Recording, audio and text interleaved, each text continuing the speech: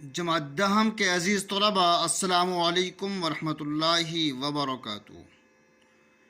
امید کرتا ہوں کہ آپ سب خیریت سے ہوں گے اور آپ نے اس سے پہلے لیکچرز کو اچھی طرح ذہن نشین کر لیا ہوگا۔ اب ہم اپنے نئے لیکچر کا آغاز کرتے ہیں۔ آج کا ہمارا یہ لیکچر دوسرے سیشن کا 15واں لیکچر ہے اور یہ لیکچر حدیث نمبر 11 کے ترجمہ اور تشریح پر مشتمل ہوگا۔ تو آئیے آغاز کرتے ہیں۔ اعوذ باللہ من الشیطان الرجیم، بسم اللہ الرحمن الرحیم۔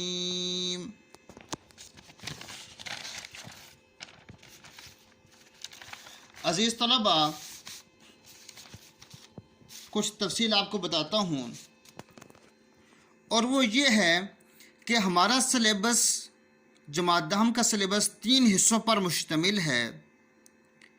پہلا حصہ قرآن مجید، دوسرا حصہ احادیث نبویہ اور تیسرا حصہ موضوعاتی مطالعہ۔ آج ہم دوسرے حصہ احادیث کا آغاز کر رہے ہیں۔ عزیز طلباء، اس سے پہلے کہ میں اپنے لیکچر کا آغاز کروں، میں آپ کو بتاتا ہوں کہ ہم نے حصہ احادیث کو کس انداز کے ساتھ پڑھنا ہے،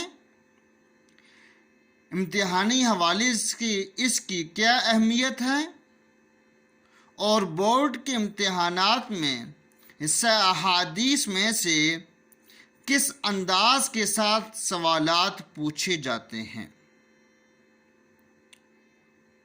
جماعت نحم اور دہم کی اسلامیات کے پیپر کا سوال نمبر 3 9 مختصر سوالات پر مشتمل ہوتا ہے، اور یہ سوالات حصہ احادیث اور حصہ موضوعاتی مطالعے سے بنائے جاتے ہیں۔ اس لیے آپ نے حصہ احادیث کو پڑھتے وقت اس میں سے مختصر سوالات بنا کر ان کو اچھی طرح یاد کرنا ہے۔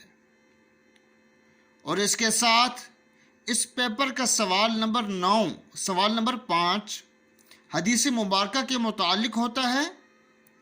سوال کا انداز کچھ یوں ہوتا ہے: سوال، حدیث مبارکہ کا ترجمہ اور تشریح کریں۔ یہ سوال 3 نمبر کا ہوتا ہے۔ عزیز طلباء، حدیث مبارکہ کا لفظی اور بامحاورہ ترجمہ 1 نمبر کا ہوتا ہے اور تشریح 2 نمبر کی ہوتی ہے۔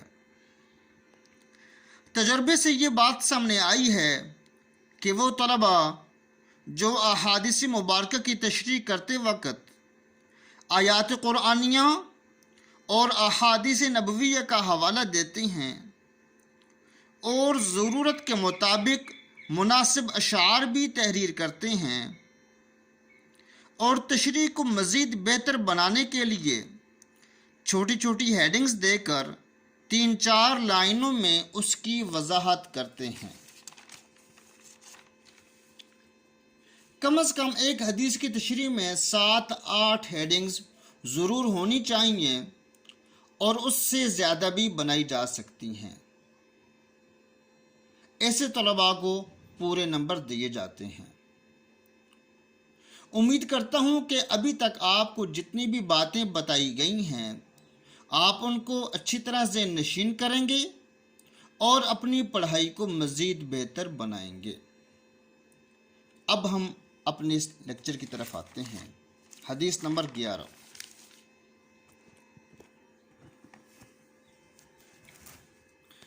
سب سے پہلے میں حدیث مبارکہ پڑھتا ہوں، اس کا پھر بامحاورہ ترجمہ کرتا ہوں، پھر لفظی ترجمہ کروں گا اور پھر بامحاورہ ترجمہ کروں گا۔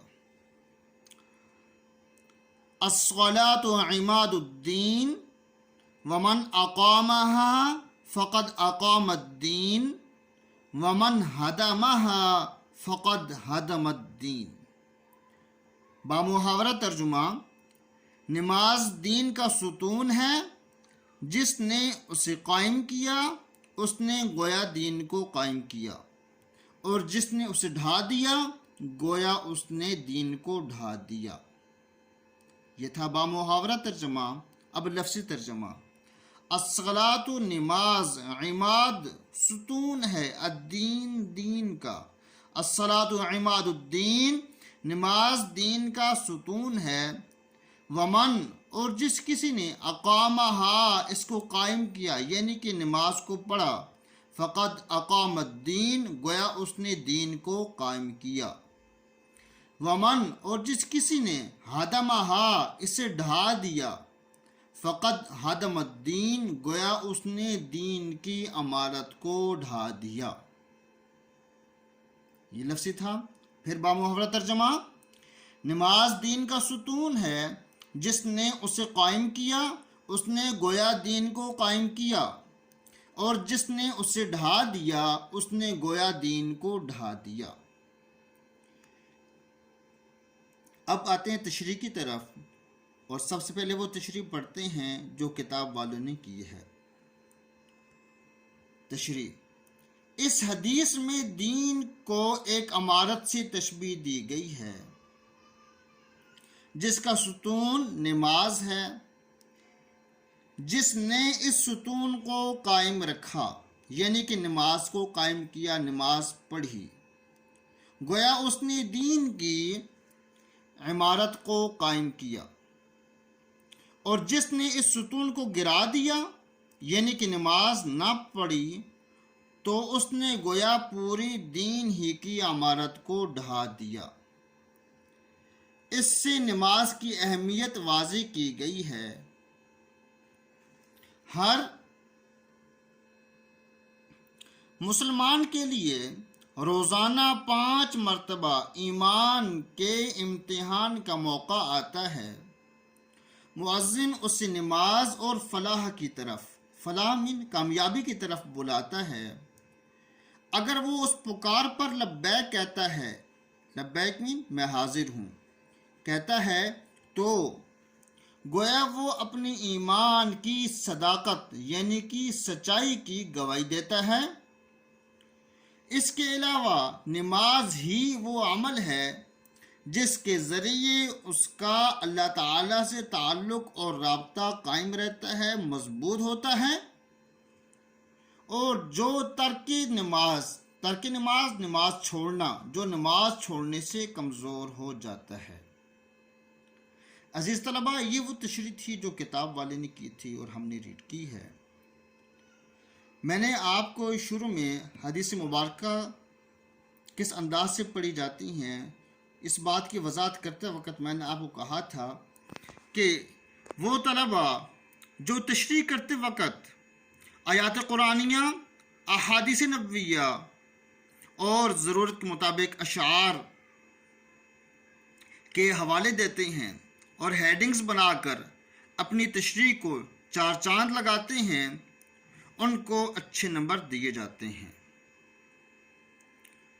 تو ہم اپنی اس تشریح کو سامنے رکھ کر اس ہی میں سے کچھ ہیڈنگز بناتے ہیں. اب دیکھتے ہیں کہ ہماری یہ جو حدیث مبارکہ